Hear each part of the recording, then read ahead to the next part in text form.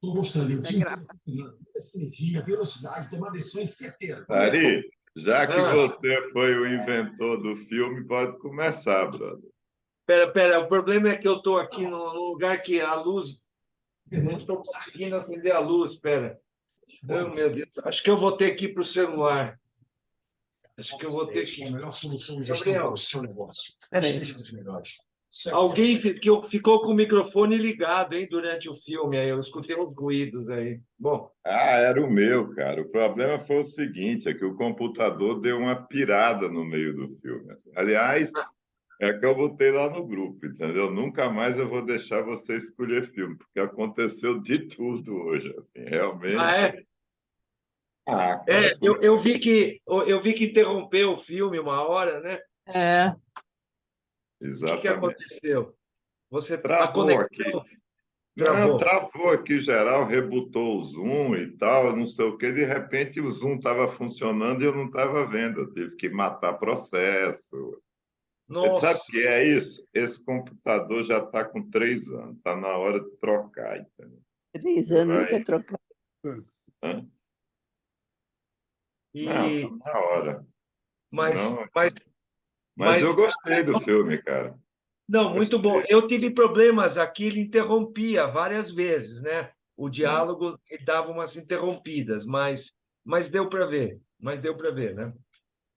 Não, mas Ah, eu tenho é- que pedir desculpa a todo mundo, porque hoje a gente está tão acostumado que tudo sempre dá certo, que aí, quando dá errado, você fica perdido aqui, assim. Pera, ô Elizabeth, Elizabeth que vai sair, fala alguma coisa, Beth, antes de sair.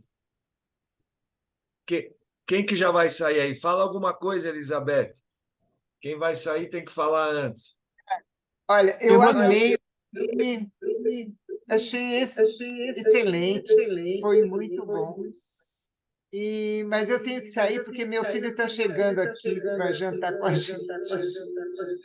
Tá bom? Tá bom, Desculpem-me, mas eu achei muito bom. tá bom. Tá bom? eu gostaria de falar também, porque eu vou precisar sair. Então fala, Obrigada. fala. Eu gostei muito do filme, achei a Greta Garbo num papel diferente do que ela costuma fazer como mulher fatal, né? Ela está mais contida e como soldada russa, né? E o jeitão dela é um jeitão também mais severo. Ela, em geral, não faz papéis desse tipo, né? Mas eu gostei muito, me impressionou também a qualidade dos atores também. Você tem atores aí que são super famosos, inclusive, e eu gostei bastante do filme, apesar de que faço uma, uma colocação, quer dizer, os estereótipos são muito usados em relação à Guerra Fria, o que é a União Soviética, o que é a Rússia, o que é o capitalismo, né? Eu não sei se isso reflete também o momento em que o filme foi feito também, eu não sei em que ano que foi feito, 39. mas 39, então acho que daí se explica. Mas eu gostei muito do filme, gostei muito, sim. Ô, Rosita, você falou do jeito dela duro, mas depois É, ela amolece, ela fica. amolece, é verdade. Ela volta a ser um pouco daquela Greta Garbo que a gente conhece, mas não tanto quanto ela costuma ser em outros filmes, né? Mas ela sorri, abre a janela, Isso. fica mais leve. É verdade, é verdade, é verdade, é Mas, verdade. Rosita, sabe uma coisa que me chamou a atenção, que eu não tinha, me toquei no filme, é que é uma propaganda americana, certo? Sim, Indiscutivelmente, tal, para... sim, sim, Mas eu sim. acho engraçado é que numa propaganda americana no pós-guerra, o símbolo, né, de para onde você vai para viver essa história é Paris, É não Paris, é? Não, é engraçado, né? Porque essa coisa do soft power americano os caras são muito competentes, né? A verdade é essa. Mas eu achei bem engraçado assim, quando você vai falar, você fixar a imagem de Paris mesmo na propaganda americana, né? Como assim, É verdade, é verdade, é verdade. Concordo com você. É não, verdade. É que Ari, sabe o Paris que é é mais?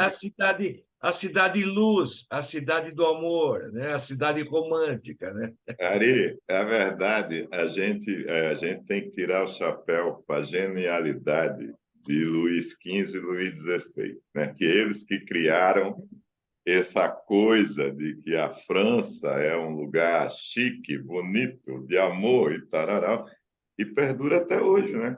É obra bem feita, né? Coisa bem feita, bem construída. Mas os diálogos são excelentes. A hora que ela está na Torre Eiffel, É. ele fala: olha que cidade linda, as luzes, o bairro tal, o lugar tal. Ela ainda está durona, ela fala: que desperdício de eletricidade. Os diálogos iniciais são tão bons, É, é tão engraçado, E porque é é uma verdade. coisa, né, Ari? É um roteiro ingênuo, né, cara? Entende? E, ao mesmo tempo, tá lá a russa dando, né? Assim, tomando É. assim, a atitude, pô. Né? Tá É, certo que tem. e estereotipado, né? Quer dizer, é um roteiro, são diálogos bem daquela época Tem. de guerra, pós-Guerra Fria e tudo, né? mas não é pós-guerra, é pré-guerra, pessoal. Pré-guerra. Uhum, E, na verdade, esse filme, eu não diria, ele é aparentemente ingênuo, mas ele foi muito corajoso em fazer as críticas que ele fez quando todo o pessoal que era americano do cinema tinha muita gente de esquerda, muita gente de uhum, esquerda, roteiristas, diretores, né? Ele não foi muito bem recebido pelo pessoal que era da esquerda americana, porque uhum, acharam que uhum. era. Agora, vocês têm que pensar em quem dirigiu, em quem escreveu. Porra, meu, é o pessoal que conhecia a realidade da Ucrânia, da Rússia. Esses são os caras que fizeram esse filme, que escreveram, Caras que fugiram de lá, né? E foram para Hollywood. que conheceram a opressão soviética na É, Ucrânia, exatamente. daquela época já, hein? Não estou falando agora. Então, eles sabiam o que eles estavam falando. Não é assim, pessoal. Quando eu falei isso há uns 40 anos atrás aqui no Brasil, o pessoal, às vezes, o Newton vai lembrar, às vezes na época, o pessoal super esquerda, e meu pai já me falava: olha, a coisa lá não é bem assim, viu? Esse negócio que ele mostra, quantas famílias moram no ambiente? Vamos fazer um ovo. Isso aí não é piada. Você tem uma roupa, isso não tinha mesmo. Era muito penúria da população. Isso não é estereótipo, isso é realidade da época. Só que ninguém Uhum, falava, né? uhum. Eles estavam numa pendúria desgraçada, tanto que estavam vendendo coisa para financiar, enfim. E o dinheiro ia para armas, como até hoje vai em vários países, né? Não vamos falar. Então, esse filme não é assim, ele foi muito corajoso. Logicamente, foi proibido na Rússia, mas não podia passar, lógico, né? Mas eu acho esse mistura de bom humor com um elogio. Vamos fundar um partido. Ela fala que não seja com um punho e que não seja com um gesto. Quer dizer, ela falou que não seja punho socialista e nem com um gesto Nem tipo levante a mão, né? nazista. Ela falou: vamos fazer um partido do amor. É o que ele propõe, né? A coisa do ela bêbada, ele bêbado, aquela coisa toda, né? Enfim, ele tem algumas coisas, logicamente, que é descarado a crítica, mas é uma crítica tão bem-humorada e tão e tem algumas coisas muito sutis, assim, né? É, enfim, os Ari, diálogos você são está excelentes. falando, mas o que você gosta mesmo de ver é a Greta Garbo. Fala a verdade. Não, Entre não, nós. a direção, a montagem, os diálogos, é tudo. O filme flui de uma maneira Sim. maravilhosa. Bom, é Lubitsch, né? É Lubitsch. Fala aí, Newton. Fala aí, o Newton. Boa noite, pessoal. Boa noite, boa Boa noite. Boa noite, noite. Beth. Boa noite. Tchau, tchau. Tchau, tchau, tchau. O filme flui, maravilhoso. Fala aí, Newton. Você quer que eu fale, Ari? Fala bem do Lubitsch, do Lubitsch. Ernest Lubitsch. Bom, esse é um dos meus diretores preferidos dessa época, dos anos 30 e 40. Qualquer filme que vocês pegarem dele, pode assistir, que é tranquilo, são maravilhosos. O que eu não lembrava, apareceu no começo, aí eu não lembrava que Billy Wilder ficou roteirista desse filme. Roteirista. Antes de começar a carreira, quer dizer, ele estava começando, ele talvez tivesse dirigido alguma coisa, mas não tinha fama ainda, era um dos primeiros roteiros dele de impacto. Mas é isso mesmo, é uma história super bem escrita, super bem interpretada, entende? E o que a Roseli, que acabou de sair, falou é justamente isso. A Greta Garbo, o que chamou a atenção nesse filme é porque a Greta Garbo está completamente diferente, porque ela nunca fez um papel assim, um papel mais solto, mais leve desse jeito. Ela sempre foi Rainha Cristina, aquelas coisas, sempre carrancuda e severa e tal, não sei o quê. Tanto que, não sei se vocês viram, a propaganda do filme é a Greta Garbus dá gargalhadas, né? Porque ela nunca tinha ido num filme nenhum. Agora, em termos de construção, em termos de montagem, como eu falei do roteiro, tudo é impressionante. E esse filme, quer dizer, na hora que você vê, putz, nós estamos 90 anos, 85 anos esse filme tem quase, né? 85 anos depois. É impressionante. É um filme que, se você for analisar friamente, ele não envelheceu muito bem. Ele tem umas coisas muito ingênuas. Eles têm, ao mesmo tempo que você vê uma cena, que interessante, os diálogos são bem escritos, tudo.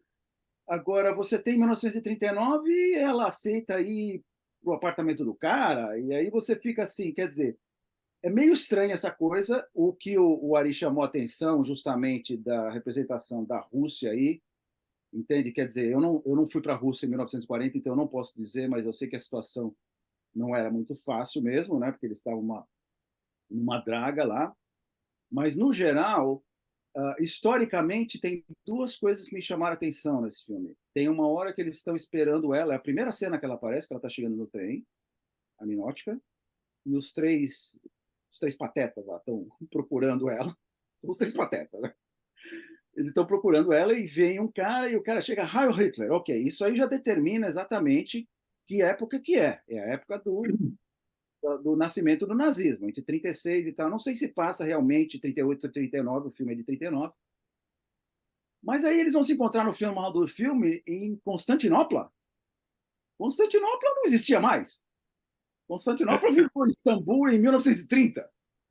Eu olhei aquilo e falei, Constantinopla, 1939? Peraí, tem uma coisa, quer dizer, os aspectos históricos, esquecer de fazer um fact-check nos aspectos históricos ali, mas tudo bem. Se falasse Istambul... Você sabe o que eu acho, Newton? É que é baseado num texto antigo, mais antigo, né? Mas que eles modernizaram, então eles deviam... Não teria problema nenhum eles falarem que foram para Istambul. E é uma cidade incrível, maravilhosa. Brother, tem outra história, que Istambul era muito pouco conhecida. Até a marca Constantinopla é muito mais conhecida. Ficou essa dicotomia, essa pequena contradição, mas tudo bem. E, no geral, quer dizer, ela é uma... Você dá, a Greta Garbo era uma atriz, Melvin Douglas, gosto muito dele, ele está muito bem no filme. Eu vi no final aqui que o chefe dela era o Bela Lugosi, o Razimi era o Bela Lugosi, muito interessante. Agora, a Greta Garbo é daquelas atrizes, entende? Que ela é tão boa que você tem aquela famosa frase, né? Dá a lista telefônica para ela recitar, que ela ganha um prêmio, um Oscar. Impressionante, né? Mas é um filme super gostoso. Eu não lembro a última vez que eu assisti. Eu devo ter assistido na época da ECA, ou quando era jovem, adolescente, talvez mais umas 2, 3 vezes, mas fazia tempo que eu não assistia. Muito legal ter a oportunidade de reassistir com todos vocês aí. E agora, a pessoa que sempre fala bastante bem de qualquer filme... Márcia, você está aí? Tô aqui sim. Legal, Márcia. Você com a palavra, Márcia. Olha só. Eu achei muito legal. E essa dinâmica rápida dos diálogos. São diálogos perspicazes. No início, já começa com a brincadeira. Assim, ele já é cômico, aquela frase que tem antes de começar o filme, a abertura, né? Que diz assim: o filme se passa numa Paris naqueles dias maravilhosos, quando a sirene era uma morena e não um alarme. E se um francês apagou a luz, não foi por causa do ataque aéreo. Eu acho que aí ele colocou qual era o momento que a França estava passando de ataque, né? Aí vem essa história aí do Hitler, que vocês colocaram. Então, a França estava a meia. Quer dizer, ele foi para o passado. Quem escreveu, no momento, a França estava sendo. Recebendo esses tiroteios, mas aí ele joga uma história para o passado quando não tinha isso, e joga de uma forma cômica. Aí já começa essa, essa forma desse roteiro fazer esse jogo do cômico, da verdade, a verdade que eu digo a história. E a brincadeira, vamos brincar agora com essa verdade, né? Era tão bom quando não tinha guerra, mas agora tem, mas vamos voltar e trazer essa alegria. Foi assim que eu interpretei o início. O início, aquela entrada do filme, que era escrito só. E quando começa, já começa um diálogo bastante perspicaz, desafiador, cômico. Uma pessoa falava uma coisa, o outro já rebatia, aí um falava, o outro rebatia, e de forma cômica. E isso passou a ser uma frequência em todo o filme. Eu achei muito interessante essa coisa cômica e essa perspicácia e essa rapidez com que mudava. Isso aí me chamou muita atenção. A outra coisa que me chamou a atenção foi esse questionamento do comunismo e do capitalismo, porque ali ele debochava de todos os dois. Do comunismo, como o filme é americano, do comunismo era normal que ele debochasse, né? Mas ele debochou do capitalismo também, porque ele dizia assim, eu acho que era o Conde, né, com seu empregado, que dizia assim: olhe, você deve estar chateado comigo, porque, sim, o empregado falou assim: eu notei que o senhor está tão diferente depois que o senhor encontrou aquela russa, porque agora o senhor está com o livro de Carlos Marx, da Karl Marx, está lendo. Quer dizer, ele não queria, tinha nada a ver com isso, mas de repente estava lendo o livro do comunismo. Aí ele disse: ah, eu sei, eu já sei, você não me aguenta mais, você queria que eu fosse embora, que eu dividisse com você tudo que eu tenho. Ele disse: não, eu não queria isso não, porque eu não quero que o senhor, eu dividir com o senhor minha caderneta de poupança, não. Isso é uma gozação, não é, do capitalismo? Que o homem é que tem o dinheiro, e o pobre do empregado tem um pouquinho assim de dinheiro.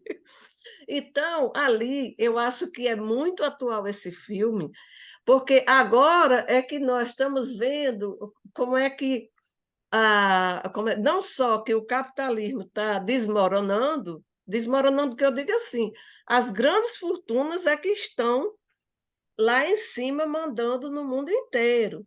Mas isso não demora muito tempo, porque eles acabaram, os países que dominaram, eles destruíram o clima. Então, ele pode continuar rico e mandando, mas a Terra, se continuar desse jeito, não vai, ninguém vai mais estar vivo. Os seres humanos não adianta ter o dinheiro e mandar se o clima se desequilibrou o clima no planeta, e se continuar desse jeito, não vai mais, ninguém está vivo. Mas ali onde ele está falando, está mostrando que nem o capitalismo funciona e nem o comunismo também não funciona.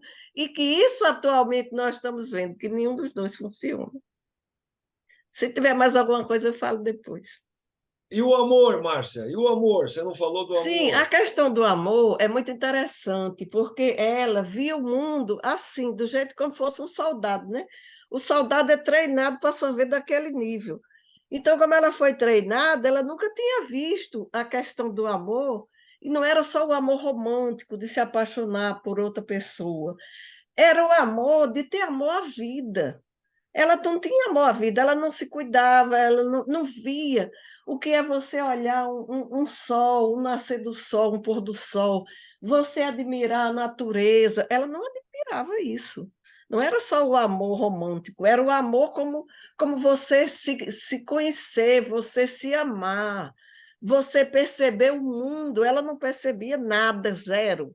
Aí, quando ela chegou em Paris, que se apaixonou, ela olhou na janela, aí olhou, viu os passarinhos, viu a natureza, uma coisa que ela nunca tinha visto, além do amor romântico também, que é muito importante. Mas ela também não era nem uma pessoa viva, ela era assim um autômato. Aí ela passou a ser uma pessoa viva, não só na parte romântica, mas no autômato, mas saiu dessa automação e saiu até para aceitar deixar a pátria, porque ela e a pátria era uma coisa misturada, não existia uma individualidade. Eu sou eu amo meu país, mas meu país é uma coisa, eu sou outra. Ela não, ela é a Rússia, tudo era misturado. Aí ela percebeu que ela é ela e a Rússia é a Rússia. E que ela podia ter uma opção, já que a pessoa que ela amava foi atrás dela lá em Istambul, que ela podia ter uma opção de não voltar para a Rússia. É muito interessante, tem muitos aspectos esse filme. Tem Fala, Newton. eu tenho um complemento para o que a Márcia comentou aí, muito bem colocado, que é a questão da linguagem. Porque nós falamos aí, Ernst Lubitsch era um estrangeiro, ele não era americano, o Billy Wilder também não era americano. E é muito interessante isso, porque você percebe, às vezes, quer dizer, é meio sutil e eu vou tentar explicar para vocês. Começa o filme, então os russos entram no hotel e eles estão querendo saber o que está acontecendo e tal, eles estão querendo sondar o local, tudo. E toda vez que eles entram, o cara lá, o recepcionista, vira e fala em inglês, né? Ah, o que você... Ah, I'm afraid I can't help. I'm afraid, I'm afraid. Aí chega na terceira vez, o cara vira e fala, "Bro, you're always afraid. Qual é o problema?" Porque ele estava querendo dizer, eu sinto muito, sinto muito. Eu não li a legenda, não sei como é que traduziram. E é muito legal esse negócio, e você vê em algumas outras partes do filme também, inclusive no diálogo da Greta Garbo com o Melvin Douglas, eles jogam com uma linguagem do inglês, entende? Que não é muito fácil de perceber para quem fala inglês. Entende? Porque você dizer I'm afraid, ah, você está sempre afraid, porque do que você tem medo? Entende? São esses detalhezinhos. E só estrangeiro que consegue pegar essas coisas e jogar pro nativo inglês e para eles entenderem. Por exemplo, um típico exemplo que eu vou tentar explicar para vocês. Existe uma expressão em inglês que, por exemplo, você está numa discussão, você está querendo colocar o seu ponto de vista e tal, não sei o quê. E a pessoa te convence do ponto de vista dela e você está incorreto. A expressão em inglês é I stand corrected. Quer dizer, eu concordo com você que o que você está dizendo é mais certo do que eu estou dizendo. Entende? Uma vez eu estava num almoço com o pessoal do escritório e a gente estava tendo uma discussão e a pessoa falou, porque isso, tá, não sei o quê. E eu percebi que eu estava enganado no meu ponto de vista e eu levantei e falei, I stand corrected. E todo mundo olhou para mim, e quem começou a rir é quem não era nativo em inglês, porque stand é você ficar de pé, entendeu? Então eu falei, I stand corrected. Quer dizer, eu fico de pé, corrigido pelo que você acabou de falar. Então tem esses detalhezinhos na língua inglesa, que na verdade só quem não fala a língua é que percebe, porque isso aqui está tão embutido na mentalidade do nativo que fala inglês tudo, que eles não percebem isso. Então, só quem não fala inglês e percebe essas sutilezas dessas expressões em inglês que faz, como, por exemplo, I'm afraid, I'm afraid, I'm afraid. Tem um exemplo ali do Melvin Douglas com a Greta Garbo, que ele começa a falar uma coisa para ela também, e ela não entende. Então, quer dizer, é muito interessante isso, porque são escritores e diretores que não são nativos de língua inglesa. Isso aí joga mais um spice, um condimento a mais no filme. Eu acho muito bacana isso. Eu lembrei agora de uma coisa que tem no filme que me chamou a atenção com relação ao capitalismo. Ele vai explicar para ela, para o outro amigo, o que é o rádio. Aí diz assim, o rádio é isso aqui, que quando você nem acabou de pagar, já tem um novo. Olha, isso em 1939. Falar isso, porque naquele tempo, eu me lembro quando eu era criança, mas eu não sou de 39, não. Mas quando eu era criança, ainda existia aquele rádio de mesa, que ficava na tomada, né? Elétrica. E aquilo se comprava um rádio e se passava anos com aquele rádio, até comprar outro. Então, naquela época, ele ter falado que comprava um rádio e daqui a pouco já tinha outro, você imagine hoje, que o celular, se tem um, celular, computador e qualquer uma É igual o coisa da computador de tecnologia, Ricardo. sempre tem um novo. E ali, eu acho que aquilo ele deve ter colocado como uma piada, que não é, porque não acontecia isso naquela época. Mas já foi uma forma de prever, foi tipo uma profecia, né? Eu achei muito interessante. Eu queria escutar a Claire, a Nise, Tieme, Stella. Fala aí, quem quer falar? Posso falar? Fala. Bem, primeiro eu adoro ver um filme em Paris, né? Porque minha terra, né? Mas não, eu achei interessante, achei que tem umas coisas bem atuais. Eu acho que o consumismo nos Estados Unidos já tinha começado sobre o assunto do rádio, já tinha, né, começado esse movimento que é muito atual. E por isso que ele fala isso do rádio, é uma butadinha, vamos dizer. Eu enxerguei dessa forma. Realmente, eu me toquei que o filme era antes da guerra, com a história da estação do trem, quando o cara, né?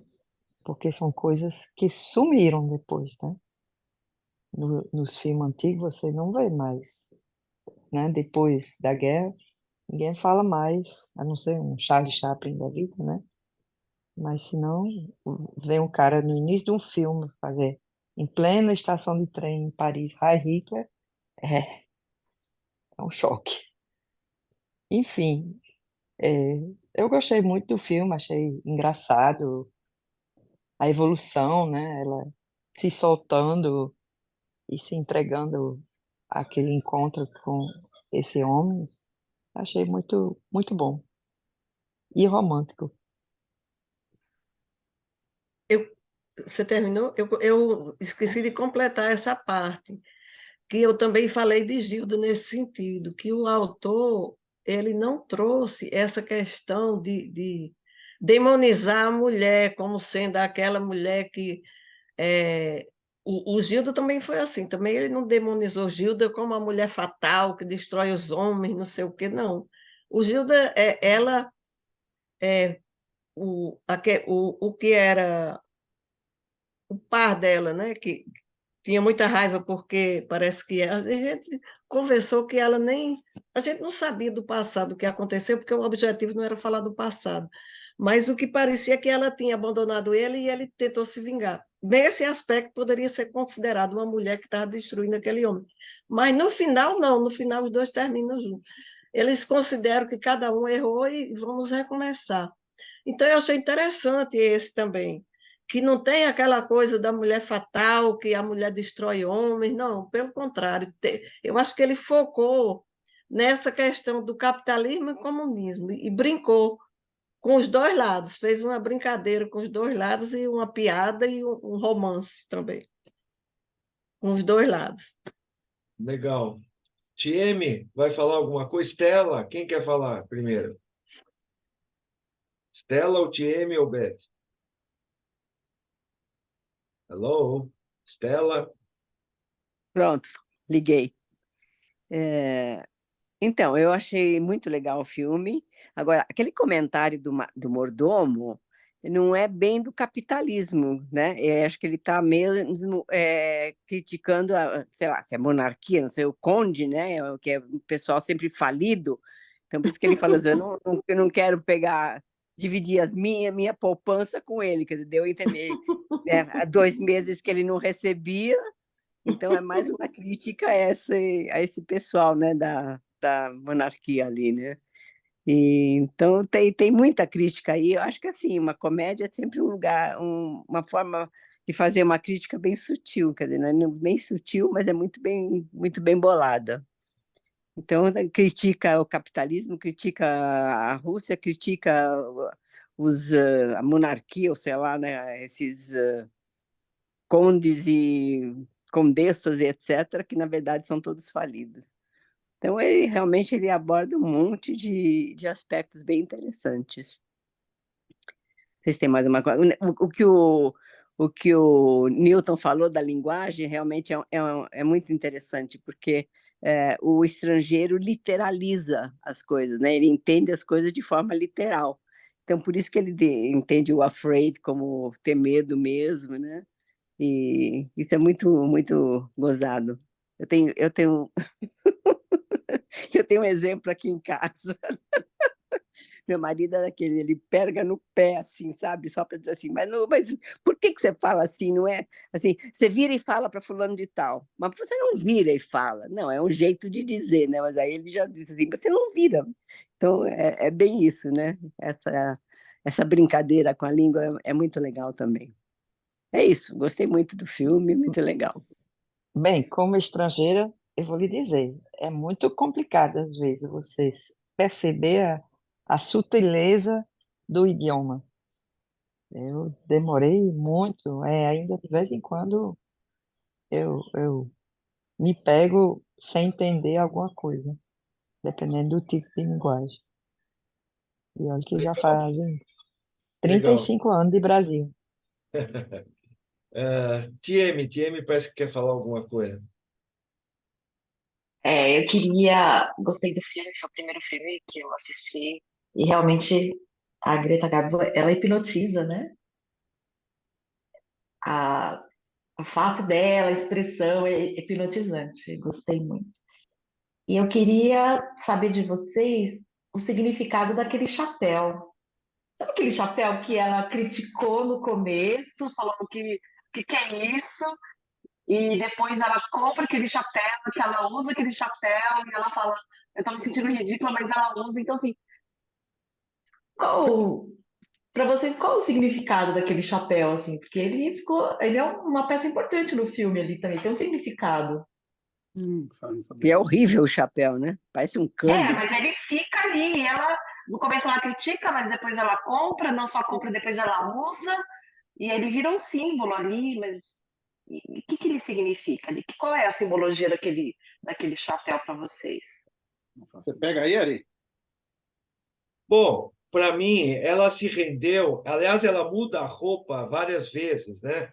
A roupa, o jeito que ela se veste, o chapéu, boina, tudo, né? Representa muito. Você vê que na cena final ela está desfilando como uma soldada de novo, com aquela gravatinha, com aquela roupa, todo mundo igual, bem na maneira soviética ou chinesa, tanto faz, da linha deles lá. Quer dizer, ela perde a identidade. Aquele chapéu, por mais ridículo, e ela fala que o chapéu é ridículo, é tolo, ele dá uma identidade nela que ela nunca pôde curtir, que é a individualidade dela. É ela poder comprar algo que ela achou curioso, gostoso.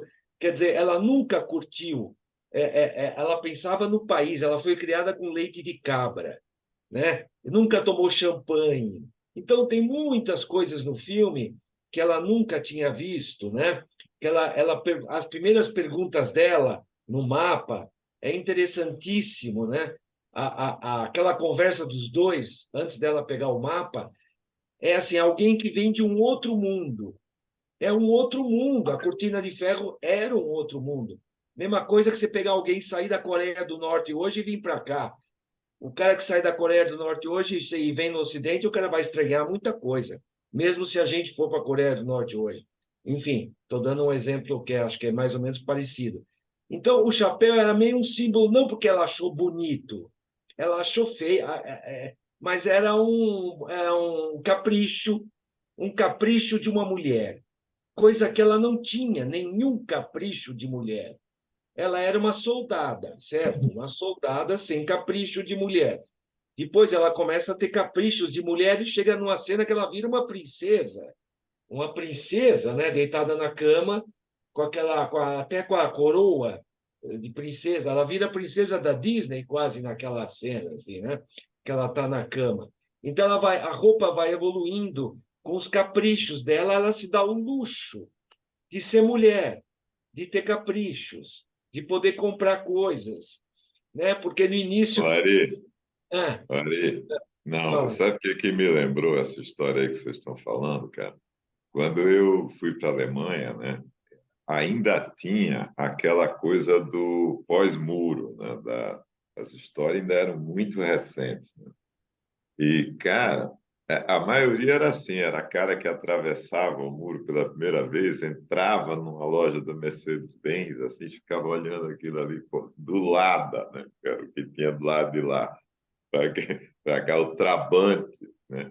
Pô, quando eu cheguei na Alemanha, o que você via desses carros era tudo estudante, que tinha comprado por US$ 100 ou 100 marcos na época, né, o carro e ficava andando umas coisas podres, bicho. Era um negócio assim impressionante, mas o efeito, assim, por mais estereotipado que seja, essa coisa do deslumbre com o capitalismo, né, cara, com as benesses, com a possibilidade de comprar, de ter, isso era motivo de piada muita na Alemanha, assim, mas muita na época que eu estava lá. No caso, E, hum, no caso do e, chapéu, Jamie, desculpa, Ricardo. Você quer não, complementar? pode falar, pode tacar No caso pau. do chapéu, Jamie, só complementando um pouco principalmente o que o Ari falou, você percebe no começo do filme que ela tem uma versão também. É engraçado porque a gente olha o filme, olha os personagens, os russos no personagem, e é uma versão estereotipada. Você vê os russos meio estereotipados. Agora, eles vêm para Paris e eles próprios têm uma versão estereotipada do capitalismo. Então, tudo que ela comenta no começo, vai lá na Torre Eiffel, tudo, são impressões dela. Ah, estão gastando muita eletricidade, e vocês fazem isso, é um desperdício, tudo. É tudo o que ela aprendeu da educação dela. Então, quer dizer, ela está refletindo o que ela aprendeu desde a educação dela, o que há de errado no capitalismo, tentando ressaltar o que é melhor no comunismo. Agora, de um lado, ela vê o chapéu e acha ridículo, mas é como o Ari falou, o chapéu, você acertou bem, Timmy, o chapéu é um símbolo. A ideia dos roteiristas ali, além de mostrar a visão genérica, a visão ampla dos russos vindo para Paris, ai, que delícia, olha, nós estamos na suíte royal, e os três patetas, assim, assim. O chapéu é aquele objeto do desejo. É ridículo, mas se eu adquirir aquele objeto, eu vou fazer parte daquele mundo. Então, no final, você compra. Você é estranha, porque ela puxa o chapéu e coloca o chapéu e fala, mas por que ela pegou? Porque ela está querendo incorporar o capitalismo dentro dela. Pelo fato de ela estar sendo conquistada pelo Melvin Douglas. Então, quer dizer, ela está querendo fazer parte do mundo da pessoa que está conquistando ela. Então, quer dizer, ela começa a deixar de lado um pouco a formação dela para incorporar uma parte, no caso, o objeto simbólico, que é o chapéu, para ela ser aceita ainda mais e participar mais daquele relacionamento que ela está sendo engolfada, que ela está sendo conquistada pelo Melvin Douglas. Então, o símbolo do chapéu eu acho muito bem colocado. E tem mais uma coisa, né, pessoal? A cena final, quando se passa em Moscou, fica muito clara. Você não tem liberdade. Mas quando se fala não tem liberdade, é em todos os níveis. Você não tem liberdade de comprar uma roupa, você não tem liberdade de comprar mais do que um ovo, você não tem liberdade de escolher nada, você não tem liberdade de morar sozinho, você não tem liberdade de falar coisas, porque se passa alguém ali, e isso eu escutei muitas vezes do meu pai, qualquer vizinho te denunciava, você ia para a Sibéria em dois minutos por qualquer denúncia. Então, essa falta de liberdade total de escolha, você não tem escolha, você tem que seguir o padrão. E isso é no mínimo, nas mínimas coisas do dia a dia, não é só liberdade de escolher, não, é tudo, é tudo. É tua roupa, tua comida, tua profissão, o que você fala, o que você ouve. Ela liga o rádio, o que ela ouve? Propaganda política, não tem música. Quer dizer, não tem arte, não tem beleza. Então, ele mostra o capitalismo como tem um lado maravilhoso da beleza, da arte, da liberdade, e tem um lado ruim da futilidade. O cara era um playboy, um bom vivan. Ela pergunta para ele, qual é a tua profissão? É fantástica essa cena, porque ele não sabe o que dizer. Ele vai dizer o quê? Eu sou um bom vivan, um playboy, um cara que Bom, vive Ari, até às aí, custas cara. da condessa. Não, ela não põe na cabeça dela que a profissão dele, a profissão dela é servir à humanidade, como o Newton falou, ela foi treinada para isso. Ela não, todos os cidadãos. Servir à humanidade e tal, o bem maior. Você não tem que ter gosto pessoal, você não tem que ter gosto. Isso aí é até hoje, né? Isso aí está aí até hoje. Quer dizer, é uma loucura isso. Até 2023 existe isso ainda, e existe exatamente assim. Exatamente. O filme mostra, isso é muito real. Então, eu acho bacana, porque mostra no dia a dia, não um discurso ideológico. Olha, e aquela conversa do mordomo é genial. Aquela conversa do mordomo, papai, ela chama de papai, né? Você bate no mordomo? Não! Quer dizer, enfim, tem muita coisa assim no filme, mas ele traz para o dia a dia. Não fica aquele discurso ideológico vazio. Não, ele traz para as coisas mínimas da roupa, do andar, da cidade, de tudo, né?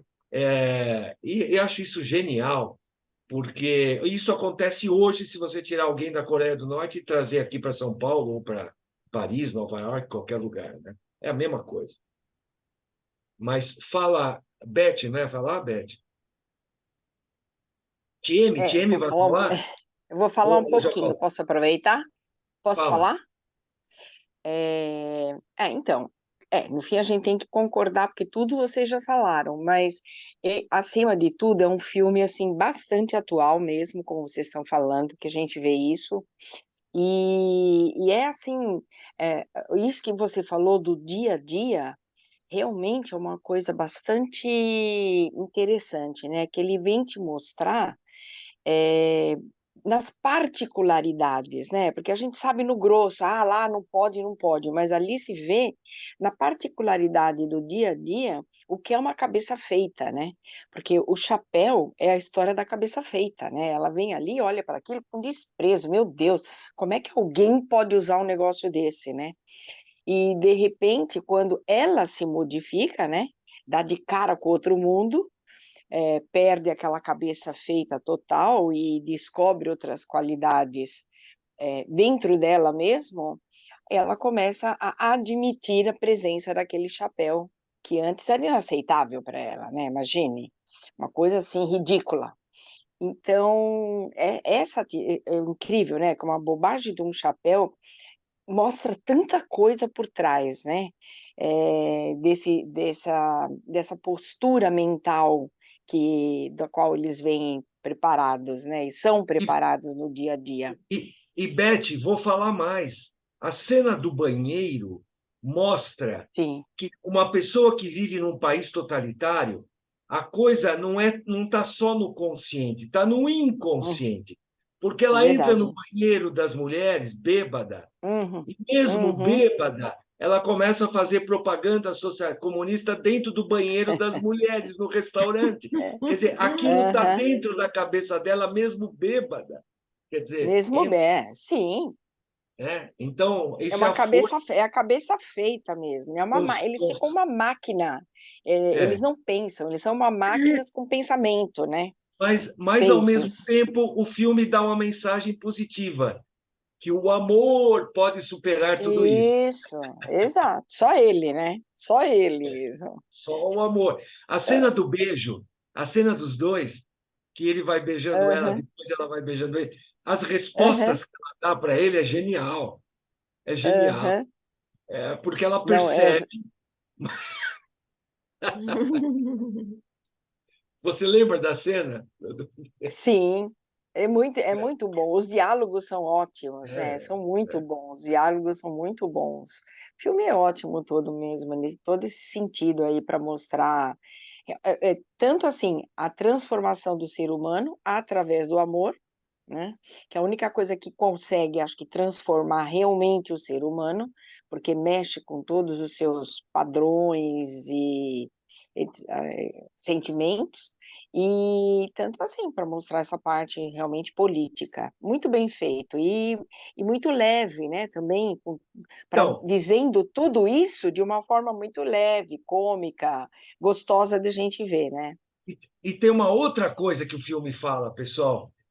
Essa coisa da comédia, do bom humor, de dar risada é uma coisa revolucionária. Se você está Uhum. dando uma risada no meio de um país como esse, totalitário, opa, esse cara é perigoso. Do que ele está rindo? Quer dizer, o fato de você contar uma piada e É dar verdade. risada também é Aham. revolucionário. Tem aquela história do Aristóteles, né?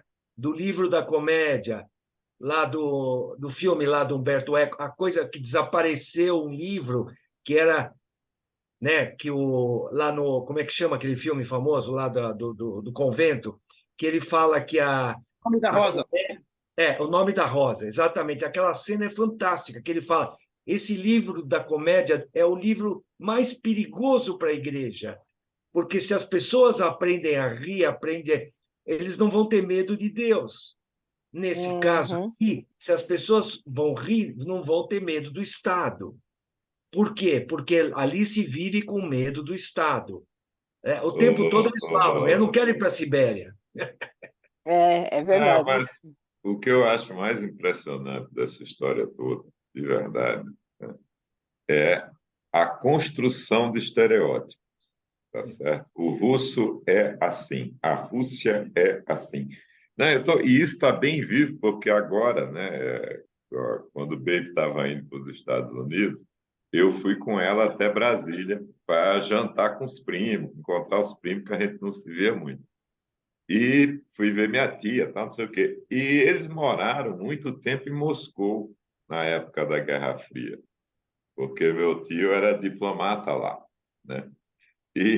E aí ele contava umas histórias. Agora que você falando, Ari, eu estava me lembrando, eu estava achando, né, que vocês estavam muito, como é o nome, engabelados pela propaganda americana embutida nesse filme, né? Assim, as opiniões. Mas depois eu estava me lembrando das coisas que tio Livieto contava, que era punk, assim, tinha umas coisas assim que... E isso, sei lá, 1960 e cacareco, sei lá, 60, 70, estava lá. Uma coisa do tipo assim, comprar... Ele trouxe um monte de coisa, de peça, samovar, não sei o quê, que ele fala assim, cara, a gente comprava isso na Praça de Moscou, era um negócio escondido, o cara chegava, vendia, porque não podia vender, porque não sei o quê, porque não podia ter. Na verdade, não era que não podia vender, não podia ter. Como é que você estava com esse negócio?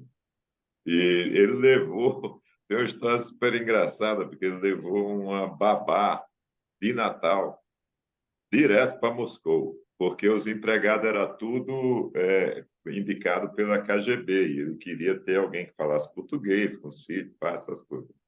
E levou da luz. Só que, para você ir para Moscou naquela época, você fazia um pouso em Paris, geralmente, né? Para depois continuar, pegava do voo.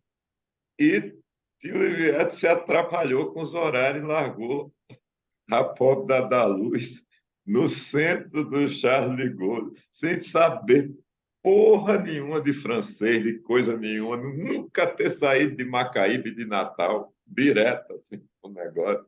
Quando ele chegou lá, estava ela sentada na malinha, já era amiga de todo mundo, assim, aperreada, achando que tinha acontecido alguma coisa, mas era bem isso, cara.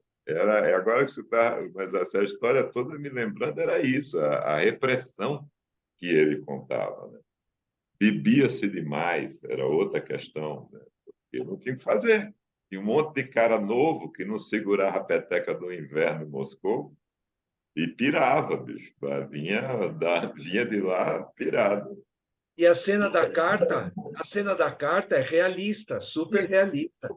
Eu vou ter que me despedir, só quero dizer Muito bem, muito bom estar de volta. Eu nem lembro a última vez que eu participei de um filme aqui, faz uns 2 meses, pelo menos. Você precisa estar em casa, né, brother? Porque o cara só ficava entrando. Não, porque eu estou na Alemanha. Não, porque eu estou não sei aonde. Não, porque eu vou para não sei o que lá. Agora eu estou de volta, tá? Um grande abraço. Você já gastou a sua cota de fazer inveja. Tá certo? Não pode mais, já acabou. Eu já tirei. Agora eu vou comparecer sempre. Tá no caderninho aí a minha presença. Peraí, pessoal, tem uma coisa importante antes de você ir embora, Milton, que é o seguinte, né? Eu preciso acertar a data de passar aquele filme lá da inovação. Uhum. Eu tinha acertado para o dia 24, agora, né? Daqui a 15 dias. Mas aí o Ari chegou para mim e me lembrou de uma coisa que é bem relevante. Ele pode falar, Ari, vá. Não, dia 24 exatamente é o início do Yom Kippur, né? Vamos dizer assim. É uma data meia, digamos, importante, que tem Kol Nidre, é uma reza importante. É o dia mais importante do ano, vou resumir. Não é meio, é bem importante. Eu vou resumir. Não que eu seja religioso, assim, mas eu costumo... Mas todo velho é religioso, Ari. Todo velho é religioso. Não tem problema. Então, O velho fica tudo carola. É justo o dia 24 que começa o jejum. Exato. Às 6 da tarde. Às 6 da tarde de domingo. Então, não sei, né? Mas, enfim. Se o Jean e o Milton... Eu vou botar uma enquete lá no coisa, porque dia de semana vai ser bem complicado pegar a agenda da Patrícia. Mas o outro final de semana... Você não precisa comer durante o filme, não tem problema. Você pode jejuar durante o filme, não tem, ou você tem que orar. Eu não sei como... Não, eu sugiro jogar para o outro domingo. O outro domingo não vai rolar, brother, porque o outro domingo... todos aí, vocês me digam o que vocês resolvem, eu faço uma enquete lá, tá? Ou então, próxima semana, sei lá. Abração. Falou. Agora... Deixa eu parar aqui a gravação, porque isso aqui é outra... agora... Não,